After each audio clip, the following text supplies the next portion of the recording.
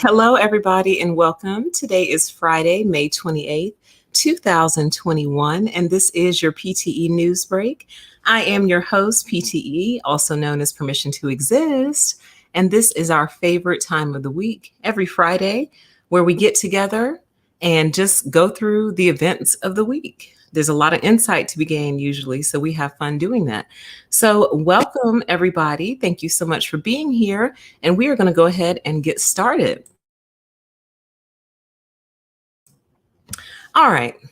So normally stories like these I would bury a little bit further down in the news break, but behavior on airlines this week has been so bad that I decided to make it the top story for this particular news break.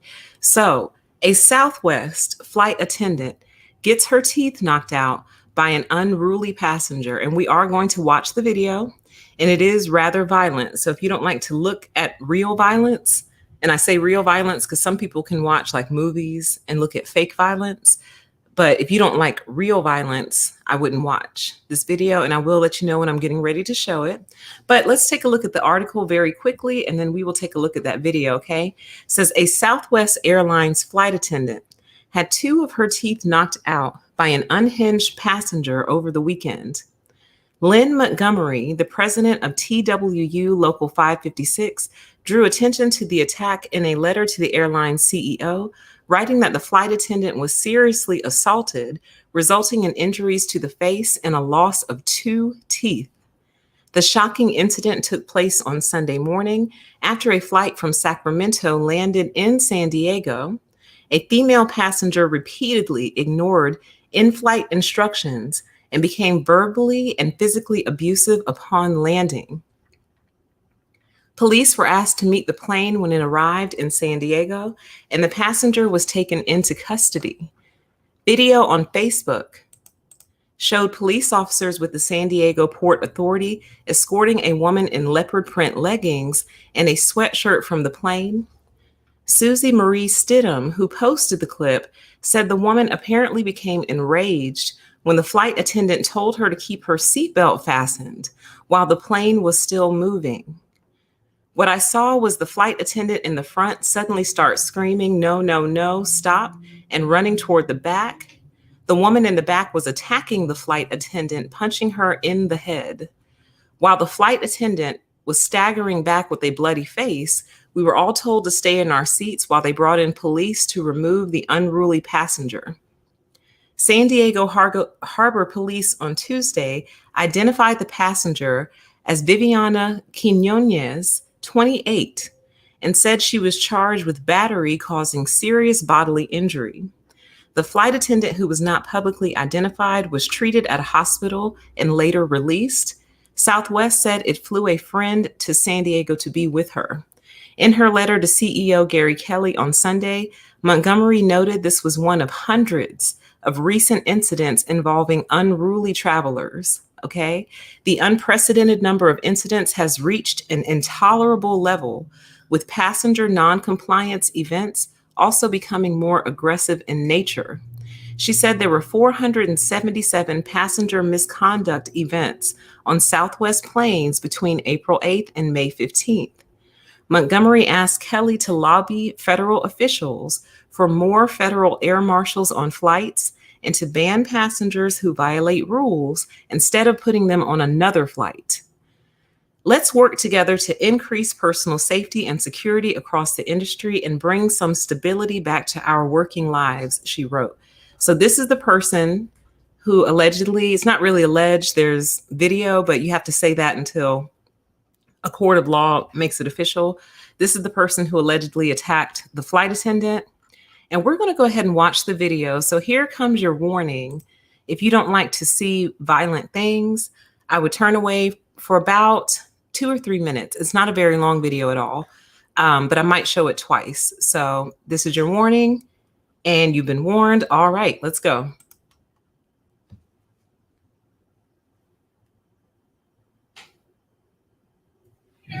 We are going to see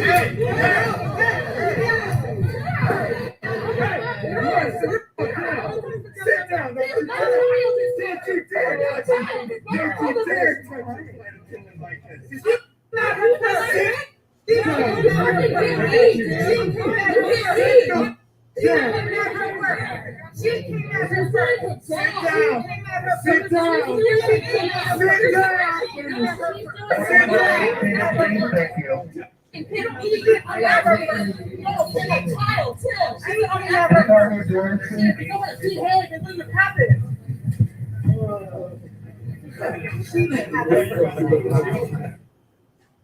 Okay, so I am going to just show it one more time just because it went by really quick.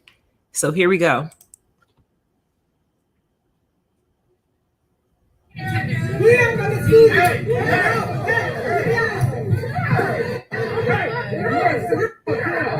sit down. Don't you dare. Don't you dare.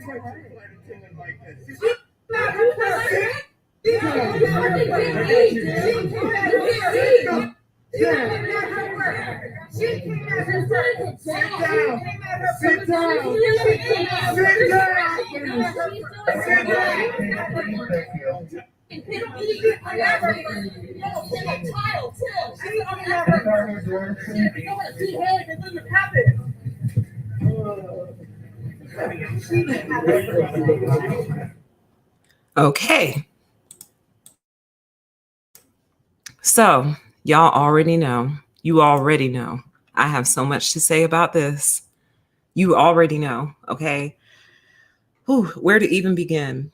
So, for one, this is part of the reason I've never liked to fly. Never. I just find the circumstances too tenuous, is the word that I always use. A lot of stuff has to go right, but one of the main things that needs to go right is the cooperation and compliance of everybody on board. Back in 2000, 2001, right after the 9/11 attacks, you had no problem getting cooperation out of people because everyone was afraid that, something bad like that could happen again involving airplanes. So people willingly took off their shoes, their belts, willingly disposed of their water bottles and everything. Like it was, in my opinion, how flying should be. Did I enjoy taking off my shoes? No, but I always had a pair of socks, so I didn't have to walk on that filthy floor. So, but you get my point. My point was, for a moment in time, flying and flight rules and all that were very restrictive, and people were perfectly fine with it. But something has changed in, I want to say, American society. It could be global, but something has changed in American society where somehow people suddenly feel like they don't have to behave on airplanes of all things.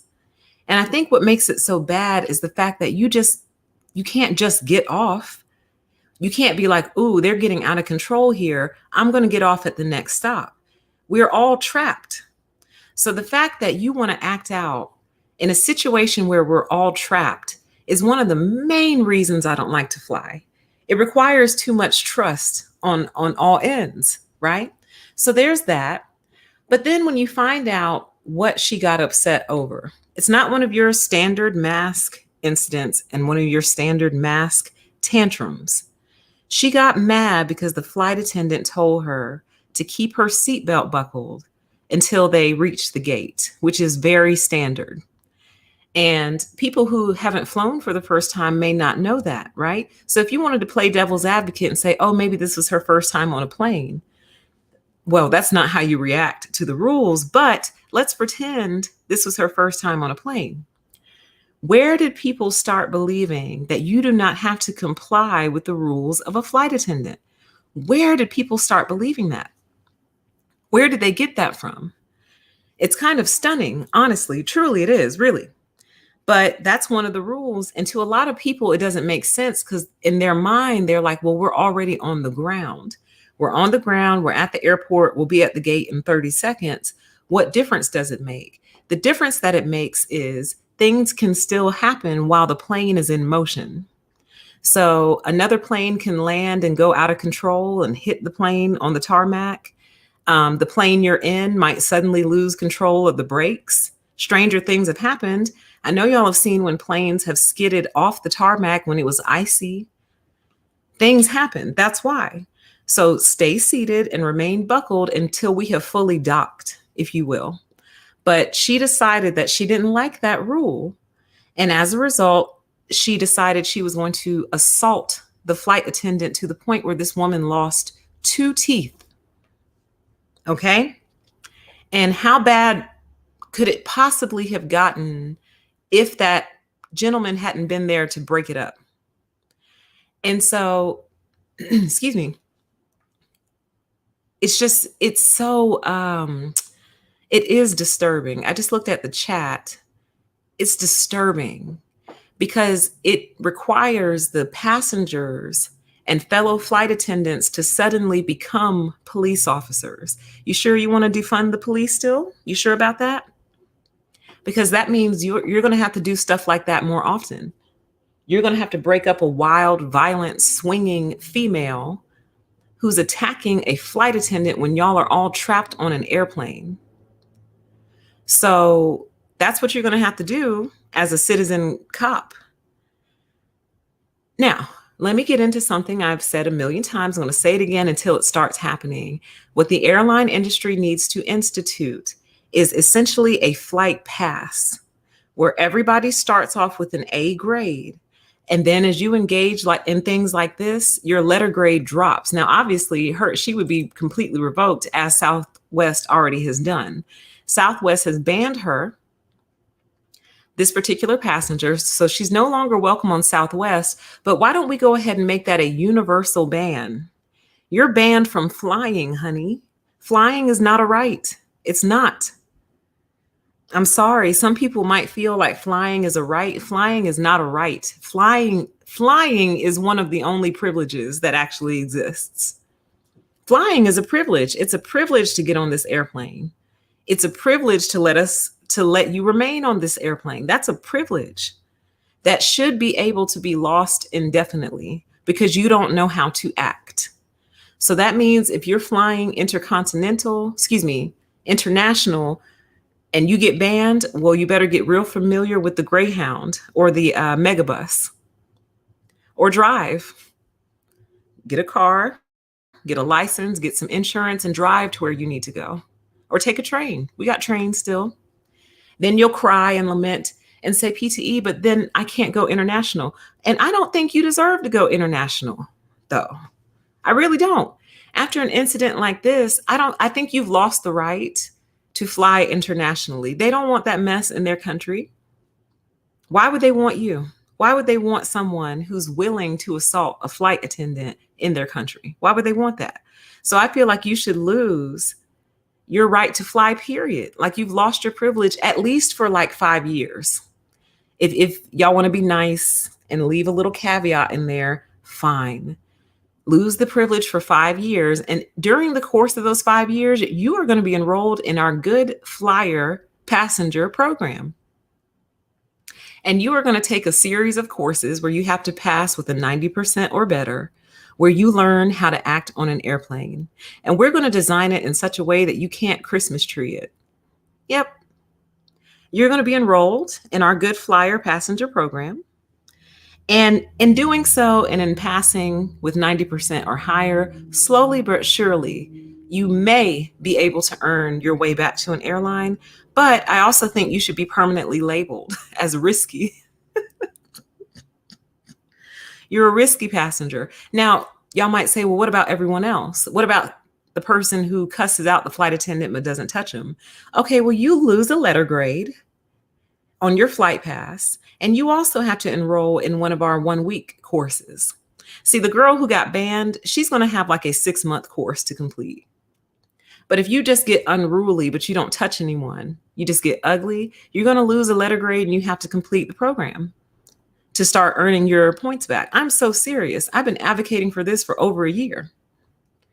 So it's important to me because, again, flight is already something I don't enjoy. So to know that this is going on, not only in the planes, but in the airports too, y'all, people have been acting crazy in the airports. And I just don't know what to say or do. I think every airplane needs a police officer, every single one. Just because you went through TSA and just because, they've scanned you and patted you down and wanded you and you don't have anything, you are the thing. Every single person is kind of sort of a weapon all by themselves. As we just saw, this girl didn't need a knife. She didn't need a firearm. She used her hands to be dangerous. So every single person is dangerous, period. And every single person has the potential to become dangerous, period. So we need a cop on every airplane, or air marshal, I guess is what they're called. We need it on every single flight. Every single flight needs one. And we need to leave at least 2 seats empty, like the back row. The back 3 seats need to remain empty just in case you have to put somebody in plastic zip ties until the flight lands. You have somewhere to put them. Okay?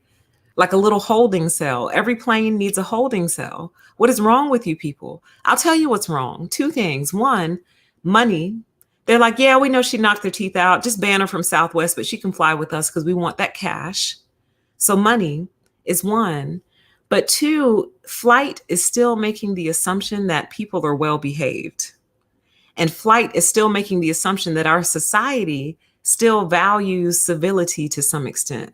And if these past couple of years haven't taught you anything, they should have taught you that that is no longer true. It's not true anymore. People have become overgrown toddlers. No offense to the toddlers, you have an excuse. You've only been here a few years, but truly there's nothing else to compare them to. But no offense to y'all, okay? So moving on from that story, one more thing on that. So Southwest is not resuming alcohol service after the assault on this flight attendant. So it appears that they've suspended their alcohol services and they are not going to continue as of right now. It looks like they might start it back up in June, but as of right now, they've suspended it. And maybe y'all just need to eliminate alcohol on flights altogether. And I know for those of you who use alcohol to calm down on a flight, and trust me, believe me when I tell you, I understand. Believe me when I tell you, I understand. You might just have, I don't know, like we might have to find another way to calm people down on airplanes because it just may not be working, guys. People are constantly getting reseated or moved because the person sitting next to them got drunk, then got handsy and got feely. People are getting cussed out for being drunk. And you know what I mean? Like, it's too much. Y'all need to rethink this whole thing. There was another incident on an airline this week. So an airline's flight from Tokyo diverts to Seattle after a passenger's phone charger stops working. So an American Airlines flight from Tokyo Narita to Dallas Fort Worth was placed into level 3 lockdown and diverted to Seattle Tacoma Airport after a passenger assaulted a flight attendant again and banged on the flight deck door because the phone charger at her seat stopped working, court documents allege. American Airlines Flight AA60 departed Tokyo on Wednesday with just 60 passengers on board, including Waka Suzuki, a Japanese citizen who was connecting through Dallas with her mother en route to Cancun, Mexico, where the pair planned to vacation for 10 days. According to court documents, Suzuki was initially calm when she boarded the flight and kept herself busy by watching a movie on her mobile phone. But around 3 to 4 hours into the 11-hour flight, and as the plane was flying over the Pacific, Suzuki requested assistance from flight attendants because the phone charger at her seat didn't appear to be working. A flight attendant attempted to help Suzuki, but apparently could not resolve the issue, leading to Suzuki shouting at the flight attendants and becoming increasingly hostile and belligerent toward crew members.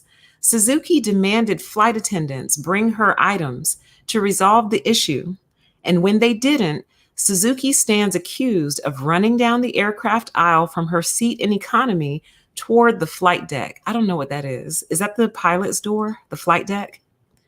Another flight attendant attempted to stop her, but Suzuki allegedly pushed past her, stomped on her foot, and continued going until she got to the flight deck and started banging on the door, demanding help to resolve the phone charging issue.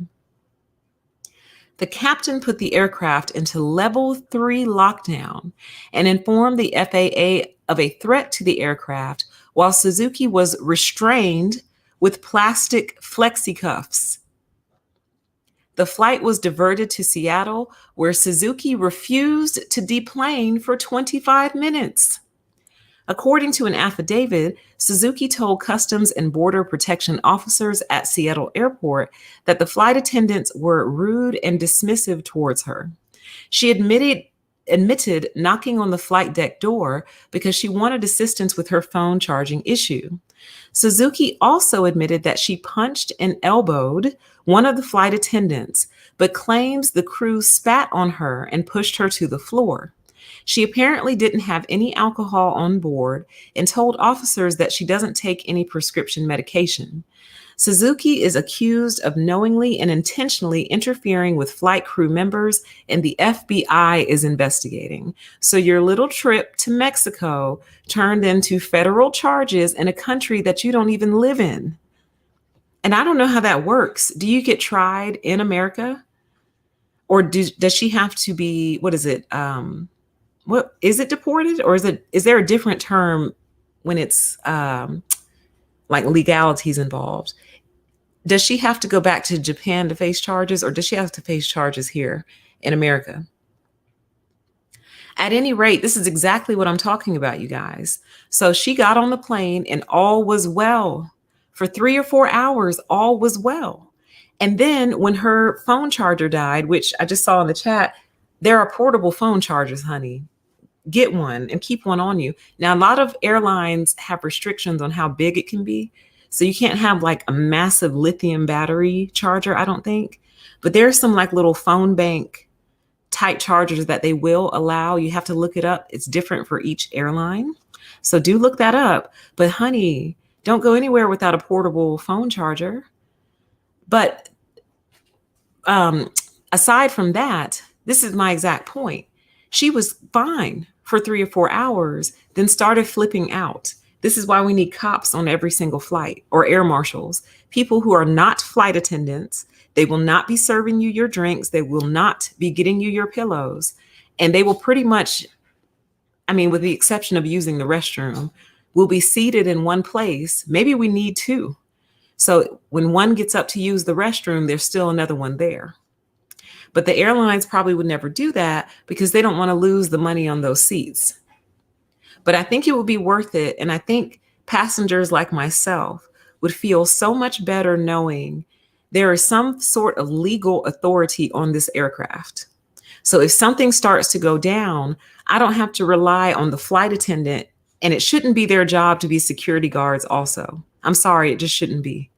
I don't have to rely on the flight attendant or even myself to break up some incident that's going down on the plane. There's some sort of legal representative here to put you in those plastic flexi cuffs until we land. And she was lucky because their plane only had 60 people on it. Like, girl, just move to another seat. But I personally believe, and I have always thought this, you guys, something happens at altitude to people's brains. I don't think everybody's brain can handle that shift in altitude. And I can't prove that. I haven't done any research on it whatsoever. It's just something I've always thought. I've always thought there's something about being that high up that starts to scramble the brain. And isn't oxygen thinner at that altitude as well? I think it is. And if so, that would kind of contribute to my overall theory. The air is thinner. The air is recycled. It's filtered, but recycled nonetheless. You're way high up. I think it does something to the pressure balances. Anyway, you all already know how I feel about flight, airlines, behavior at airlines and airports. So I'll move on at risk of doing an entirely separate video. Welcome to everybody in the chat. It is good to see you. Yeah, and the men on the plane shouldn't have to be looked at like, well, hey, you're a guy. Will you go break it up? It's like, no, just because I'm a man, I'm supposed to go break up two flailing wildcats? No. Y'all, don't get me started. Let me move on. So In international news, Kim Jong-un bans mullets, skinny jeans, fearing their wait a minute, let me start over. Kim Jong-un bans mullets and skinny jeans, fearing their capitalist allure, according to reports. Okay? Other outside influences like South Korean K-pop sensation BTS were previously criticized in Pyongyang's missives, according to reports. North Korea's leader, Kim Jong-un, recently banned mullets and other non-socialist haircuts, as well as skinny jeans, over fears the fashions would lead to capitalistic urges among the closed-off nation's young people, according to reports. We must be wary of even the slightest sign of the capitalistic lifestyle and fight to get rid of them, Radung Sinmun, a North Korean state newspaper, wrote. Along with the mullet, the mullet, huh? Along with the mullet, other styles like spiked or dyed hair have also been banned in the totalitarian state, with only 15 proper cuts received while only 15 proper cuts received an okay for citizens. North Koreans also won't be allowed to sport ripped jeans, have nose or ear piercings, or wear t-shirts with slogans, the Express reported.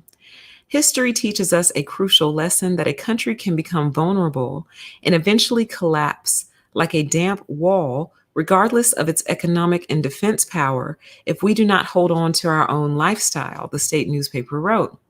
North Korea sounds kind of familiar, doesn't it? North Korea has banned symbols of foreign country in the foreign culture in the country to keep its decadent allure at bay in the past. And officials have continued to crack down on pop music, especially K-pop, which originated in South Korea and has become popular globally. In 2018, Kim promised to crush bourgeois reactionary culture, according to the Washington Post. A North Korean propaganda website once compared bands like K-pop's BTS to slaves, claiming they are robbed of their body, mind, and soul by the heads of vicious and corrupt art-related conglomerates. Some North Korean defectors have said that listening to K-pop and other foreign music helped change their mind about the world outside of their isolated country, okay? So I'm not going to read the rest, but what makes me laugh about this is that he's identified these two things as the thing that tips the scale. Mullets and skinny jeans is the thing that does it. You know what I'm saying? So the baggy jeans, I guess not so much. Regular fitting jeans, not so much. Them skinny jeans, them damn skinny jeans is what got you guys acting out at airports, okay? And knocking out the teeth of flight attendants. Some skinny jeans and the mullets. But the other thing that tickles me about this is it's like, you can tell that it's so sincere and yet so misguided. That's why I said, God, this sounds familiar. So sincere and yet so misguided. Because in my humble yet humble opinion, the thing that collapses a country is not skinny jeans and mullets. The thing that collapses a country is ignorance and stupidity and a lack of education and a lack of critical thinking. Now, that's just my super humble opinion, but that's what I believe. That now, listen, I would never say that we don't have some cultural influences that are detrimental. I would never say that. But if we had an educated population, those influences would become laughing stocks. They would become mockeries. You understand? Versus inspiration. Thank you for the super chat lines. I appreciate it. Says it's Friday. We're glad you're streaming PTE. This is great. Thank you so much. Thank you for the support and thank you for the super chat. It's good to be here, especially considering our conversation last night. Oh, it's good to have you guys back. So it's those mullets. Yeah, it's those mullets for sure. It was those mullets that did it. That's what sent us down our slippery slope. So, I hope that his mission on banning skinny jeans and mullets is successful, I guess, whatever success looks like for him. But I don't think that's going to be your issue, my dear. I think your issue always, no matter what society you're in, is going to be a lack of education and generalized ignorance. Speaking of a lack of education and generalized ignorance, Juan Williams is suddenly out at Fox News.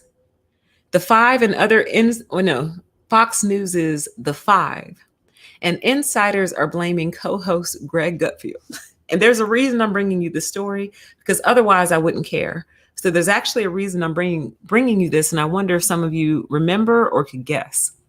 So it says Juan Williams, the longtime liberal co-host of Fox News's late afternoon panel show The Five, announced on air Wednesday that he was leaving the program. According to multiple sources familiar with the matter, one major driver of Williams's sudden departure from the highly rated opinion show was his run-ins with colleague Greg Gutfield, who had wanted The Five to return to studio and felt Williams I hadn't read this, felt Williams was the main reason they were filming remotely. So Juan wasn't ready to go back. Juan wasn't ready to be exposed. A Fox News spokesperson denied that Gutfield had anything to do with the move whatsoever and referred to a statement from the showrunner, Megan Albano, who explained that Juan wanted to stay in DC. Juan didn't want to see you guys ever again, okay, in person, ever.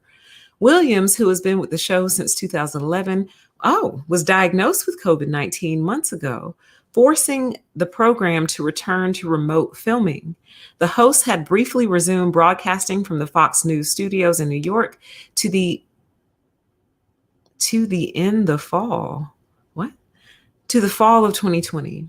This is my last day hosting The Five, Williams said at the end of Wednesday's broadcast. COVID taught me a lot of lessons, he added. As the show goes back to the New York studio, I'll be staying in DC, and I'll be working for Fox out of Washington. My work as a Fox News political analyst will continue. So you're just going to stay with the beast. Okay. Well, anyway, we're not going to read the rest of this. The only reason I brought you this particular story is a couple of months ago, I was trying to do a live stream called, I forgot the title, but the thumbnail is the one with that egg that has the pressure mount around it and it's cracked in the middle. And the whole point of that live stream was when you try to speak and get your point out, it melts down the narcissist and makes them break apart and crack. Basically, they can't handle it when you try to speak. And certainly once they've tried to shut you down and you continue to try to speak, it's like it cracks them. That was the whole point of that live stream. Well, the first example I was going to use was an example of Juan getting cut off by Tucker Carlson. And I was basically saying, Juan, you can't keep laying up with the beast and expecting good results. So he's a liberal co-host. Okay, fine. But you still go to work and get paid by and essentially hang out with and interact with the beast every single day. So you cannot expect good treatment in a place full of people who are just remarkably consistent. So, the fact that he's going to continue to work for and with them tells me he didn't learn his lesson. But that's the only reason I'm bringing you guys the story. It's just kind of proving my point, which is you cannot expect good treatment if you go lay up with the beast every single day. Okay. So Juan, good luck. Good luck to you. All right. In a more serious and tragic story that has unfortunate and tragic outcomes, there was yet another workplace shooting this week. And normally I would not bring you these, one, because they're so common. The whole channel would just become 24/7 reporting on gun-related incidents. 24/7 is what it would become. And that's really not what we're about over here. Anytime I bring you something like this, I feel like there's a lesson embedded. And there's a lesson that I want to bring out in stories like these, okay? So many of you have heard about it, but just in case you haven't, let's run through the story very briefly. And the part that I really want you to hear is further towards the bottom, okay? So let's start. San Jose, California, Taptajit Singh died trying to save others from a gunman.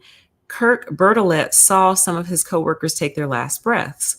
And friends, family, and survivors were left to mourn after 9 men died this week when a disgruntled coworker, hauling a duffel bag full of guns and ammunition, opened fire at a Northern California rail yard complex, apparently choosing his targets and sparing others.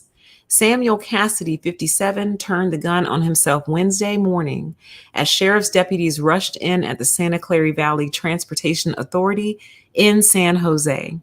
Investigators were still trying to determine Friday what might have set off Cassidy, who for years apparently held a grudge against the workplace he detested. Okay? The victims' names are here. I'm not going to read them primarily because there's a lot of opportunity for me to mispronounce these names. And it's not that I wouldn't try. It's just that I would like to be a little bit more respectful than mispronouncing the names of people who just passed. But these are the individuals who passed listed here. All men. Okay. So let's keep reading. It says the minutes-long attack was marked by horror and heroism. Singh, the father of a 3-year-old son and a 1-year-old daughter, was on an early shift as a light rail operator when the shooting began. He called another employee to warn him, saying he needed to get out or hide. From what I heard, he spent the last moments of his life making sure that others in the building and elsewhere would stay safe. Singh's brother said he was told that his brother put a lady in a control room to hide. He saved her and rushed down the stairway. Singh's brother-in-law said he was told that Singh was killed after encountering the gunman in a stairwell. Let's see here. There's a certain part I'm trying to get to, and I'm not trying to be disrespectful by kind of rushing through the story, but I also am not trying to sit here in detail. This is pretty graphic and just really disturbing. Where are we? Here we go. It says Bertolet, a signal maintenance worker who worked in a separate unit from Cassidy, said he is convinced Cassidy targeted his victims because he did not hurt some people he encountered. He was pissed off at certain people. He was angry, and he took his vengeance out on very specific people. He shot some, he let others live. It was very personal. Glenn Hendricks, chair of the VTA's board of directors, said he had no information about any tensions between Cassidy and the coworkers he shot. Cassidy fired a total of 39 bullets. It says, it appears to us at this point that he said to one of the people there, "I'm not going to shoot you." And then he shot other people. So there was some type of thought behind who he wanted to shoot. Here we go. Here's the part and really the reason that I would bring you this whole entire story, okay? Cassidy's ex-wife said he had talked about killing people at work more than a decade ago. Cecilia Nelms told the Associated Press that he used to come home from work resentful and angry over what he perceived as unfair work assignments. The shooter spoke of hating his workplace when customs officers detained him after a 2016 trip to the Philippines. A Department of Homeland Security memo said Cassidy also had notes on how he hated the Valley Transportation Authority. The official saw the memo and detailed its contents to the Associated Press, but was not authorized to speak publicly. It says it doesn't say why he was stopped by the customs officers. It said he had books about terrorism and fear. Great, I shouldn't have said that. Manifestos. But when he was asked about whether he had issues with people at work, he said no. The memo notes that he had a minor criminal history, citing a 1983 arrest in San Jose and charges of misdemeanor obstruction resisting a peace officer. Neighbors, acquaintances, and an ex-girlfriend described him as a loner, unfriendly, and prone at times to fits of anger. Documents showed he worked at the authority since at least 2012, but worked regularly with the victims, but always seemed to be an outsider. And here we go. Here's the part I've been looking for. Sorry, here we go. Wow. It says documents showed he had worked at the transit authority since at least 2012. Bertolet said Cassidy worked regularly with the victims, but he always seemed to be an outsider and perhaps could not take the rough humor of colleagues. He was never in the group. He was never accepted by anybody there. He was always that guy that was never partaking in anything that the people were doing. I know some of those guys. They'll keep joking with you and they'll keep hammering you about stuff. And if you're thin-skinned and you can't take it, ... I see that this is the main cause of what's going on. I'm not going to read the rest. So, if you all will recall, we're going there. We're going there tonight.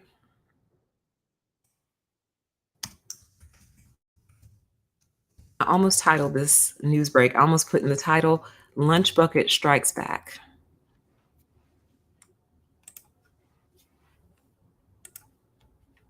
Hey, I'm live. Look at that. Where is it? If you all will recall, just a few months ago, people got mad at me over this video right here. Jordan Peterson needs to be deplatformed now, was that video, okay? And the whole point and purpose of this particular live stream, let me see if I can get it. Did I put his picture up here anywhere? Boom. The whole point, oh, what a perfect quote to pause on. The whole point of this live stream was me condemning Jordan Peterson for, number one, bullying an individual called Lunch Bucket. And God, like reading that story, I'm like, is this Lunch Bucket? Was this Lunch Bucket? Because everything was too similar.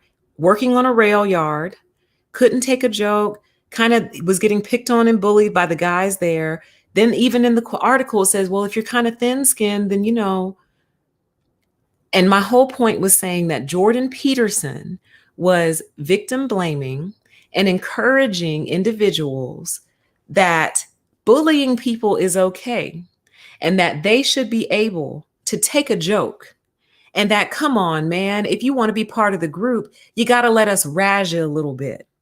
And Jordan Peterson went on to detail about how they then started throwing rocks at this man's helmet and that they would be strategic about it. And they would position themselves in like little hidden corners and blind spots on the site. So where when you threw the rock, you wouldn't know which direction it was coming from. So the Lunch Bucket could never point and say, hey, stop. Hey, I saw you do that. So they were effing with this man, playing with his psychology. And then Jordan went on to say that the rocks got progressively larger as Lunch Bucket continued to ignore them. So basically, when he did not give them the attention and the supply that they wanted, they continued to bully and harass this man until he quit. And what I am saying is that this article that we just read, where did it go? Is it right here? Sounds a whole lot like Lunch Bucket to me. Doesn't it sound like that to you? He was never in the group, never accepted, never partaking in the things that were happening, almost like they're saying that it was his fault, that he deserved to be treated this way because he didn't want to be part of their clique. And this is why I'm so passionate about this, you guys. People should not have to be part of your clique to go to work and earn a living. It's not that type of party. You're always telling people to pull themselves up by their bootstraps. Then when people do, it's not good enough for you. Then you want them to be part of the clique. Y'all never mention that in your little lectures. You never say, pull yourself up by your bootstraps and be part of the clique. You never say that. You always say, get up, get a job, get a job. Oh, they don't want to work because they're on unemployment. Get a job. So then we go out and we get a job and we show up to the job and we work, we clock in, we do our work, we clock out, but it's not good enough because we didn't go to happy hour with you. And then when we could start going to the happy hours, it's not good enough because then we didn't go camping with you 3 months later. It never stops. The black hole continues to suck and suck and suck. So when people have boundaries and people have parameters and people have limitations and say, you shall go no further than this. This is my limit when it comes to you guys. This is my limit with you. They're not cheating the system. They're not working. They're not clocking in, then not working, and then clocking out. They come, they do what they're being paid to do. Just because they don't want to hang out with you and be friends with you does not give you a right or a free pass to harass these people. It doesn't. Now, am I saying that then you deserve to get shot up by the coworker you've been harassing? No. To anyone going through this, I highly encourage you to step out on faith and quit that job. Quit. I promise you, there are other jobs out there. Right now, employers are desperate for employees, desperate, and they're starting to give concessions because nobody wants to work for you guys. It's not that people don't want to work, it's that people don't want to work for you and have to go to work and endure stuff like this every day. Getting rocks thrown at their helmet, getting badgered and harassed and bullied by your coworkers every day. And when you decide you don't want to be part of the clique, you stand apart and stand alone, then they feel like that gives them right and free reign to harass you out of a job? No. So to anyone going through this type of harassment right now, I highly encourage you to quit. They're not worth it. They're not worth the time, effort, or energy required to do all of this. They're not. And one of the greatest things you could ever do to them is quit and force them to do their own work, or quit and force them to go through the hiring process again. That's costly. The hiring process is costly. Time lost, money lost, effort lost. So one of the greatest things you could ever do to them is quit and put them in a bind. Don't worry about being called a job hopper. To hell with being called a job hopper. If you're not a job hopper these days, you're probably a cult member and you don't realize it, because most of these companies operate like this. And most of these companies protect individuals who will throw rocks at your helmet. And then in most corporate environments, they throw proverbial rocks, meaning they're not throwing real rocks at your helmet. They're throwing figurative rocks at your helmet. And then when the little ones don't work, they increase the size until you quit. Okay? So what I'm saying to you is, before they start increasing the size of their rocks, and before your anger starts mounting to a level like this, quit. You are worth it. You are worth more than this. You were not born to be somebody's employee. We were all born to take part in this life experience and contribute, yes, to the overall function of the system. Yes, I strongly believe in work. I don't believe in lousing around all day. I don't believe in that at all. I'm very, very diligent and driven towards production and efficiency. I believe in work. I think work is good. But harassment and unhealthy and toxic work is not okay. It never will be. And it always will be one of my biggest platforms and one of my biggest soapboxes. And I'll never shut up about it until I start to see legislation getting passed that protects the employee for real and doesn't protect the employer. And until I start to see and hear more and more stories of people in these environments quitting. No more workplace violence. There's no need for that. They're not worth it. Quit. That quitting puts them in a longer term bind than some violent act that you could commit, because that's instant and quick and it's over. And now your life is over too. And it's not worth it. They're scumbags. They're not worth it. And I'm not saying the people who died in this incident were scumbags. I don't know anything about them. But what I'm saying is, based on that video I did on Jordan Peterson, and based on these details that we're looking at right here, it sounds a lot to me like a very similar environment that Lunch Bucket was in. An environment where he couldn't just be left alone to be by himself to do his work. And one more point on this and I'll move on. What if someone does have a mental health issue, but they are functional enough to work, but they don't talk about it? Like, they don't want to disclose it to their boss, their company, their new coworkers. Let's say that they know how to manage it. Let's say they've been working with the doctor to manage whatever mental health issue it is. Then you take it upon yourself to harass this person and bother them and bully them, and you don't even know they have a pre-existing mental health condition. So that's all the more reason you need to leave people alone. You don't know what's going on with them. You don't know. You don't have a clue. You don't know if they're bipolar, schizophrenic. You don't know what's going on with them. You don't know if it's managed or not. You don't know if it's diagnosed or not. You don't know. So if this person is keeping to themselves, maybe they have anger management issues. And the only way they know how to manage it is to keep to themselves and not really interact with others. And the fact that you feel the need to unearth that and keep poking the bear, poking the bear, poking the bear until the bear pokes back, this has got to stop. It's got to change. All this violence sometimes has another side to it. I'm not saying all violence has two sides. Sometimes people are simply unwell, like that guy that committed that horrendous act in Atlanta a couple months ago, the spa shootings.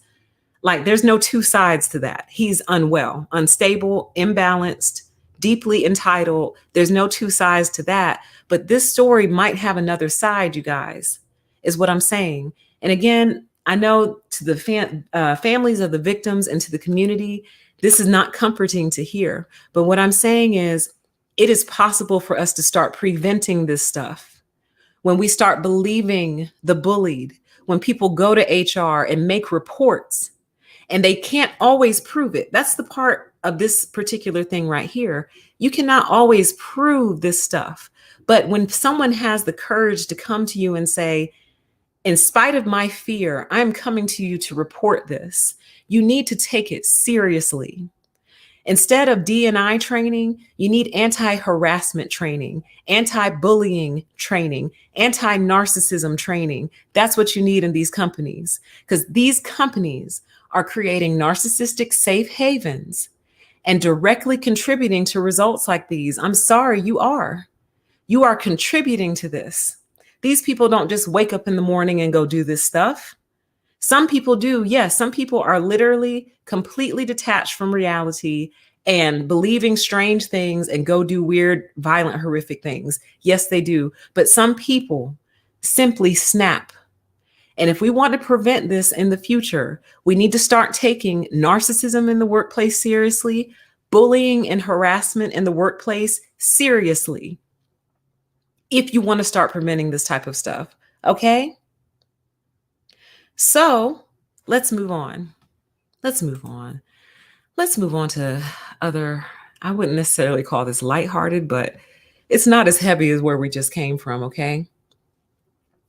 So, y'all, man, so they are now running prize drawings and lottery drawings for people who choose to get vaccinated. And it's real. And Ohio just announced its first $1 million winner. Okay. So in Silverton, Ohio, Abigail Buginski has won Ohio's first $1 million jackpot in the state's Vax-A-Million lottery.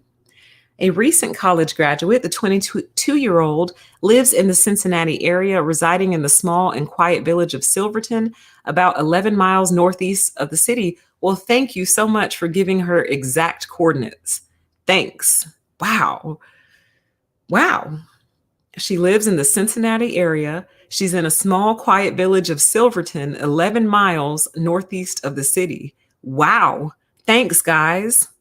Thanks for telling the whole world that I just won $1 million and approximately where to find me. Oh, and where I work. She works for GE Aviation, recently moving to the area for her job. Dang.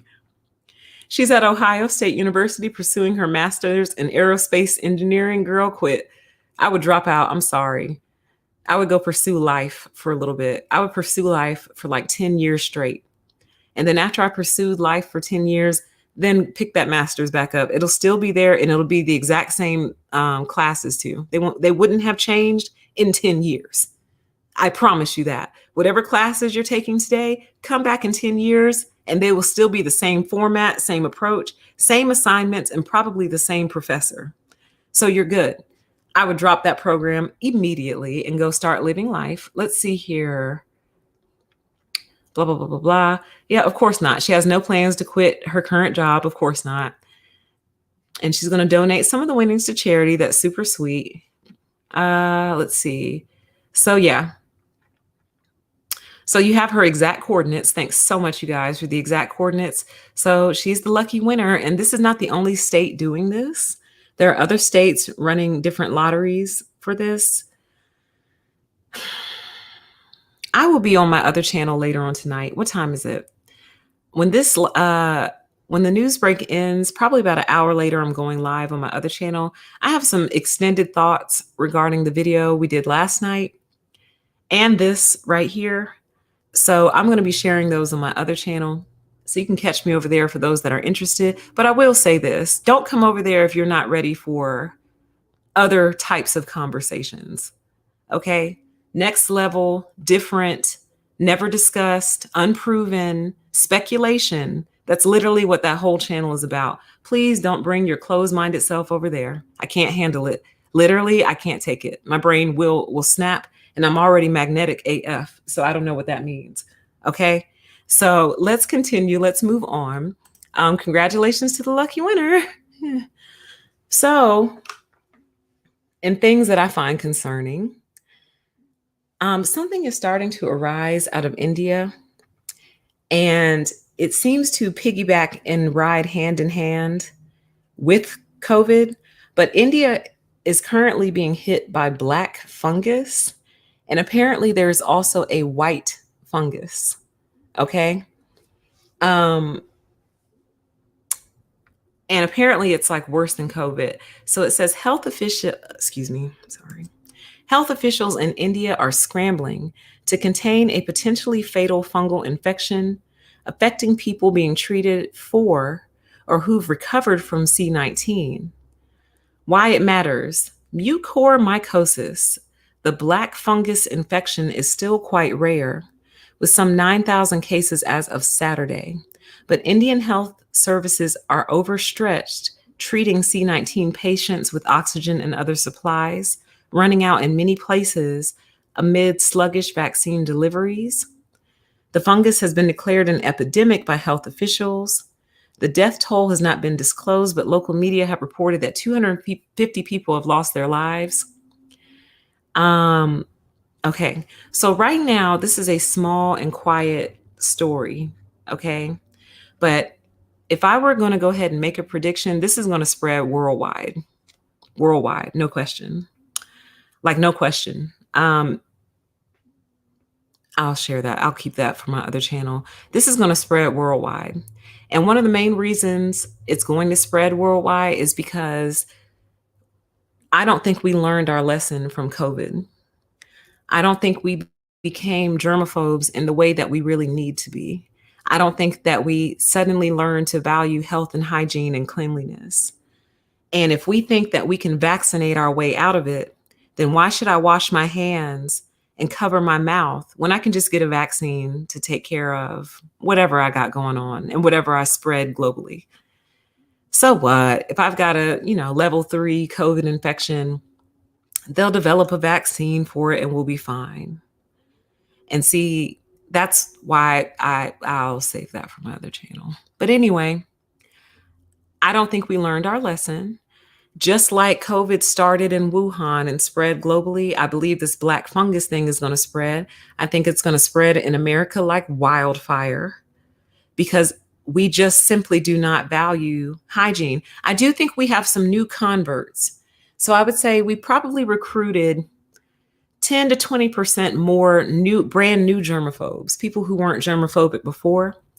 But I think the people who've been resistant to this thing the whole entire time are going to be the main ones spreading black fungus all throughout the country. And it's going to create a whole nother layer and another COVID-like experience in the form of, we don't know where it is. Uh-oh, it's in Texas. Now it's in Florida. Now it's in Georgia. Uh-oh, we don't know what to do. Okay, shut everything down while we figure out how to do it. Okay, bring everything back open. And what you have to do is carry hand sanitizer and stay 30 feet away from people. It's going to create another type situation like that. That's just my opinion. I could be wrong. Hope so, because this sounds really gross. And y'all know how I feel about this type of stuff. It makes my flesh crawl. Okay, so we shall see. But there is a white fungus as well. There's a black fungus and a white one. I think the white one is actually worse. Whew. Let's move on to other things. Yes, indeed. It says people are nasty. Yes, indeed. And that's the problem. We didn't learn our lesson from COVID. It's like there were so many lessons to be learned from that. Like, for example, I've actually seen on social media here and there people saying, like, who else hasn't had a cold or the flu in over a year? Like, raise your hand if you haven't had a cold in like a year. Yeah, there's a reason for that. So the fact that we haven't gone, wow, I haven't had a cold in over a year. I like that. I like that. I like being able to breathe. I like not having to blow my nose. I like not coughing up a lung. I like not feeling like crap. How can we make this happen again? How can we replicate this? But no, right back to our old habits that will give you colds and flus and ear infections and everything else all year long, just how you like it. Let's move on, you guys. Let's move on to more positive things. Says, this is the maximum age. Actually, I think I wanted this one. Yeah, this is the one I wanted. It says the human lifespan may have an absolute limit of 150 years. And after that, the human body can't repair itself. So if we change our wicked ways, we might be able to start living longer than this, you guys, or longer than we currently live, which is roughly 70 to 80 years, roughly. Humans may be able to live for between 120 and 150 years, but no longer than this absolute limit on the human lifespan, a new study suggests. Says, for the study, the journal Nature Communications used mathematical modeling to predict that after 120 to 150 years of age, the human body would totally lose its ability to recover from stresses like illness and injury, resulting in death. If therapies were to be developed to extend the body's resilience, the researchers argue, these may enable humans to live longer. Let's see here. I'm not going to read the rest. That's pretty much what I wanted you to know. Scientists have determined, based on math, that we could indeed live to about 120 to 150 years old. And for those of you who are religious or, spiritual in any way, according to the Bible, we're supposed to live 120 years. And that's it. That's supposed to be it. Lights out.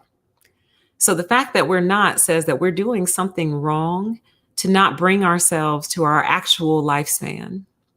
And if I could offer my non-scientific, non-medical opinion, the thing that I think I'm doing, the thing that I think we're doing wrong is we're not sleeping enough, you guys. We're not getting our rest like we're supposed to. We're not. I really believe humans are supposed to have a nap in the middle of the day. And yes, I'm largely basing that on myself, and I'm acknowledging that. But I never stopped needing one. I never stopped needing a nap. Now, I know there's people who say that they can't nap because if they nap, it makes them sleepier.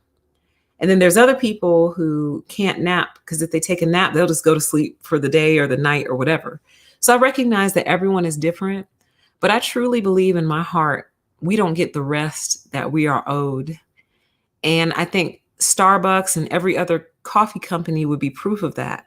5-Hour Energy is proof of that.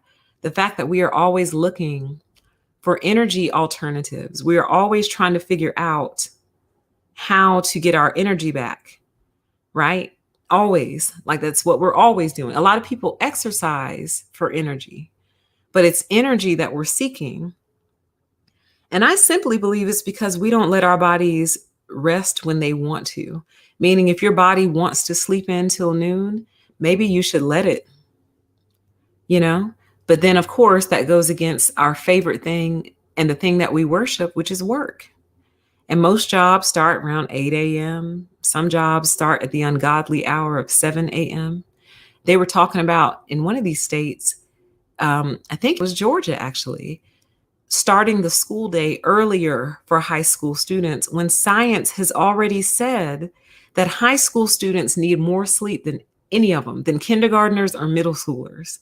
High schoolers actually need more sleep based on biology and science and research than even kindergartners and middle schoolers. And you want to start their day earlier.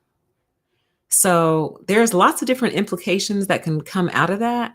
But I think that's part of the reason that we're not living as long as we could and should.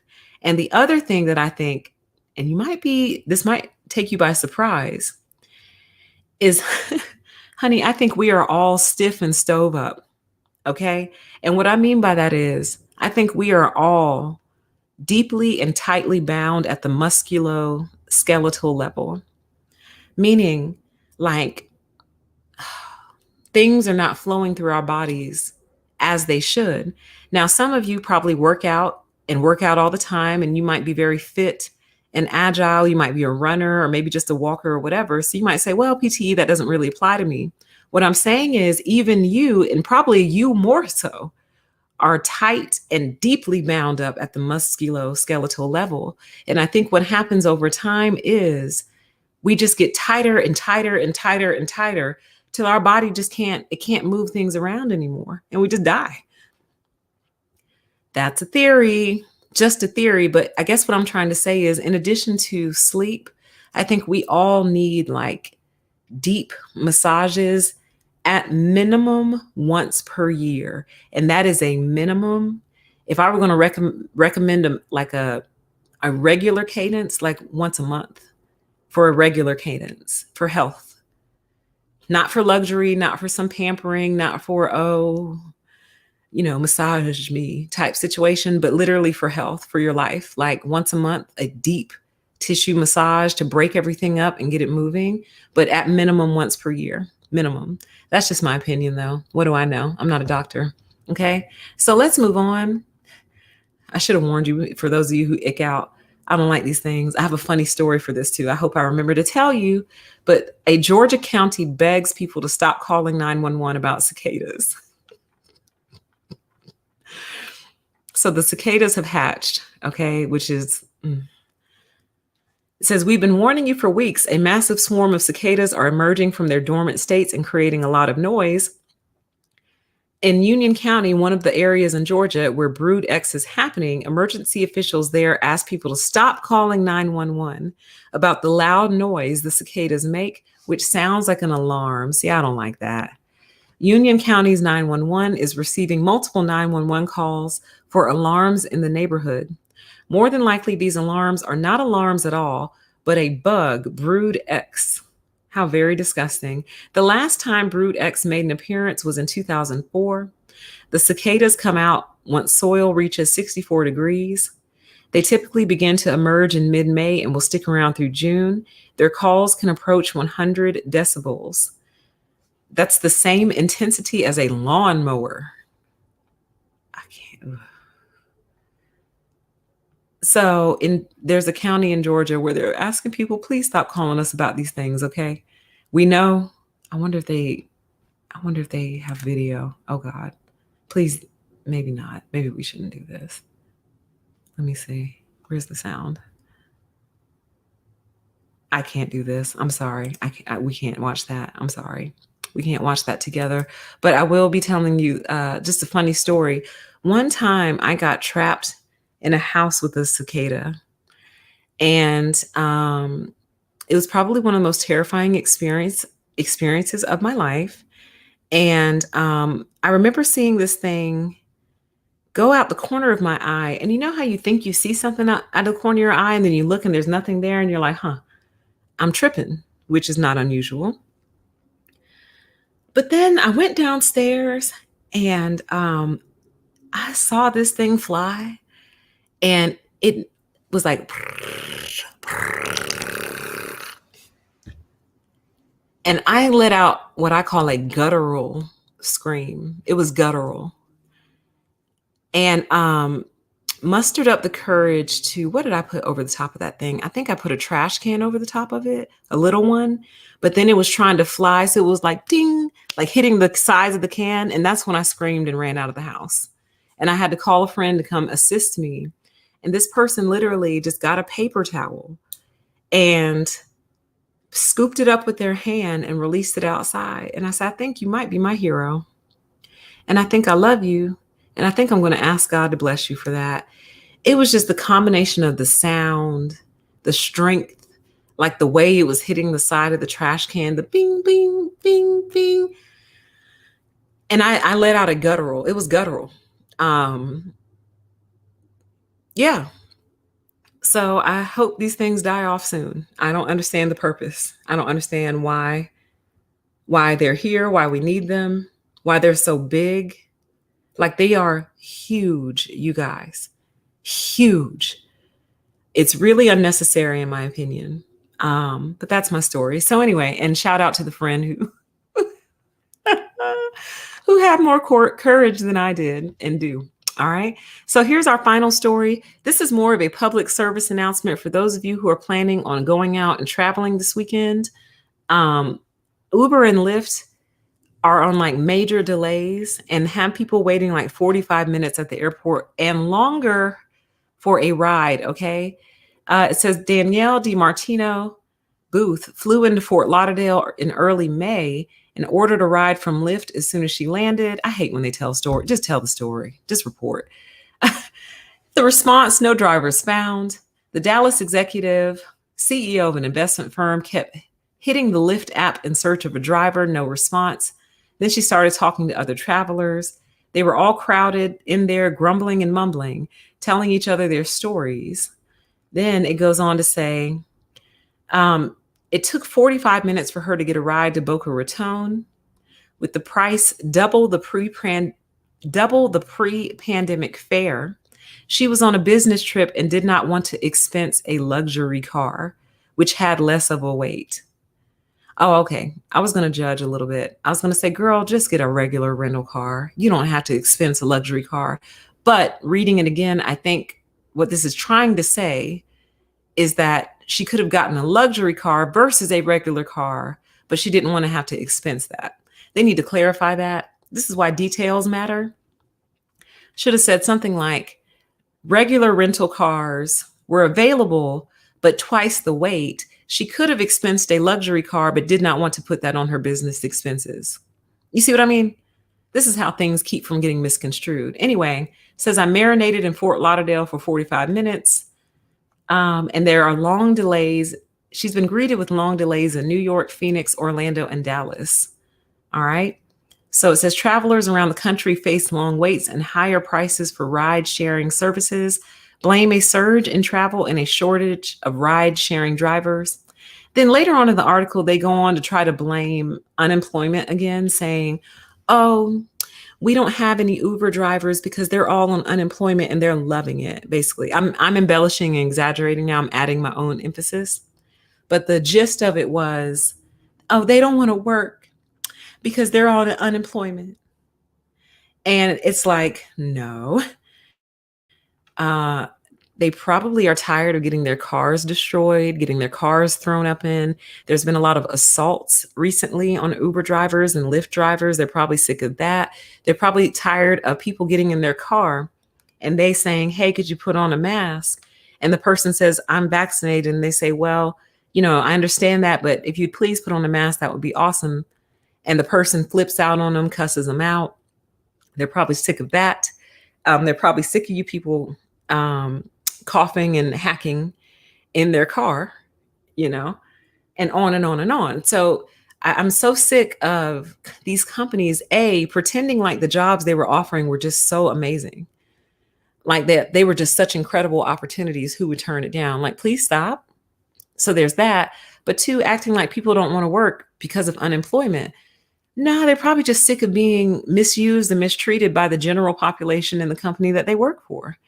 We are going to have this conversation. You can try to avoid it all you want to, but we're going to have this conversation. So anyway, there's more travelers than there are drivers.